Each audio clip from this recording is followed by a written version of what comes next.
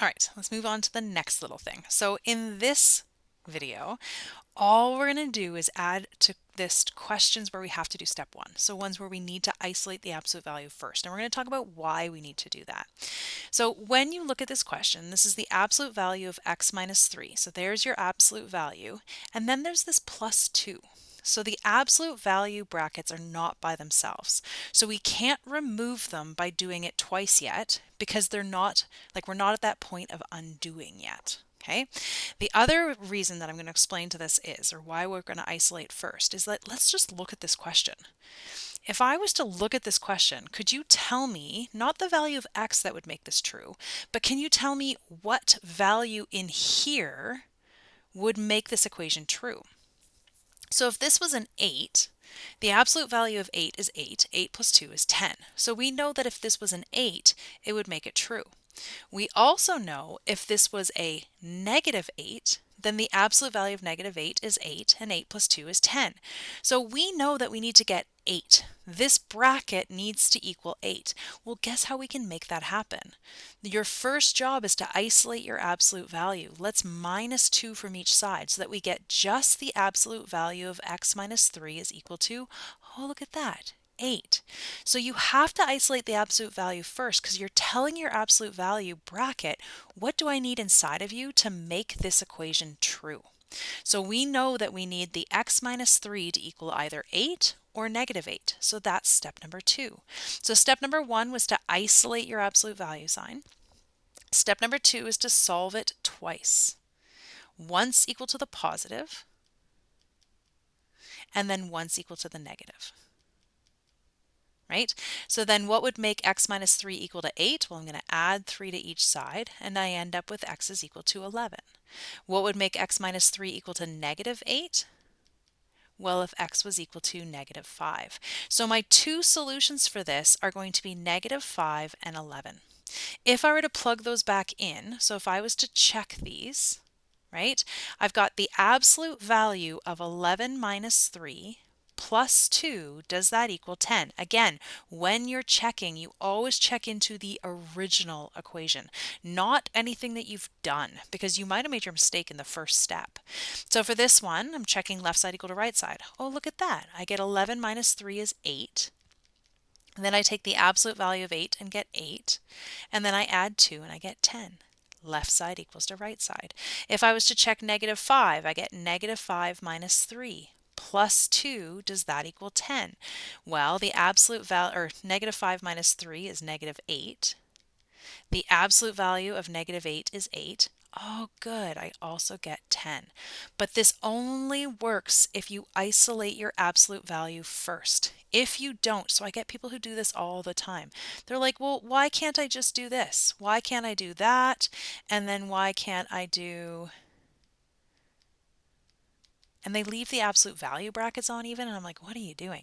And the reason this won't work is that, or the reason this, so the reason this messes people up, because if I solve this one, it's going to work.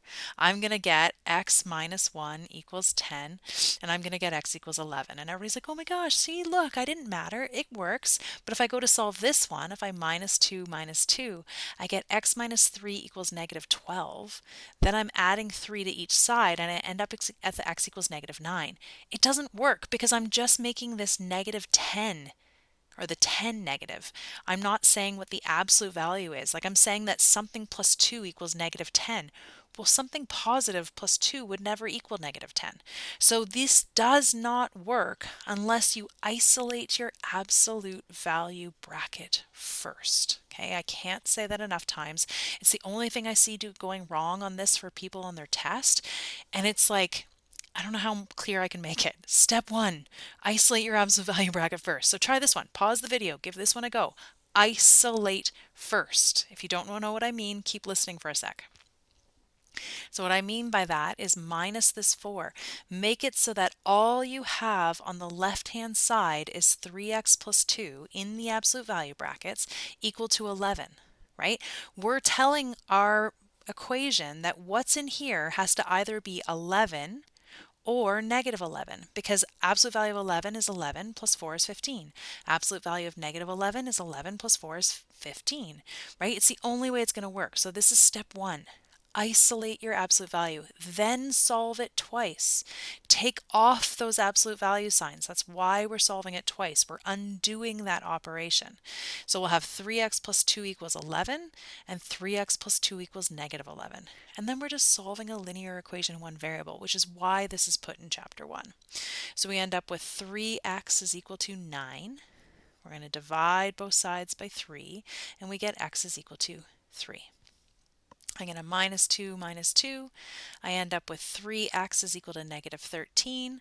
Divide by 3. I get x is equal to negative 13 thirds. Sometimes the answers aren't pretty, but they're still going to work. So this question did say check, so we're going to check just one more time because I can't say enough. When you check, always check into the original. I get people who do this wrong where they make it equal to the negative before they isolate and then they check into that and they're like, look, it worked. I'm like, yeah, because you wrote the wrong equation. So always check into the original. So this would be 3 times 3 plus 2 plus 4. Does that equal 15? Well, performing the operations inside the bracket first, this would be 9 plus 2 is 11. The absolute value of 11 is 11. And look at that, 11 plus 4 is 15, right? When you get more confident with these, you don't need to check, but I would at least be checking with the back of the book. And if the test says check, make sure you check. So this one would be the absolute value of 3 times negative 13 thirds plus 2 plus 4. Does that equal 15? Well, on the left-hand side here, we've got negative 13 thirds times 3, so I can think of that as 3 divided by 3 is 1. So I get negative 13 plus 2. Negative 13 plus 2 is negative 11. The absolute value of negative 11 is 11. And look at that. I also get 11 plus 4 is 15. Yay! My two solutions are negative 13 thirds and 3. You'll notice when I'm declaring solutions, this is my solution set, so I'm using set brackets, not round or square brackets, right? So we've gone back to these set brackets that declare solutions. Awesome. So go and try these ones in your textbook. There's only 3 where you have to isolate the absolute value first.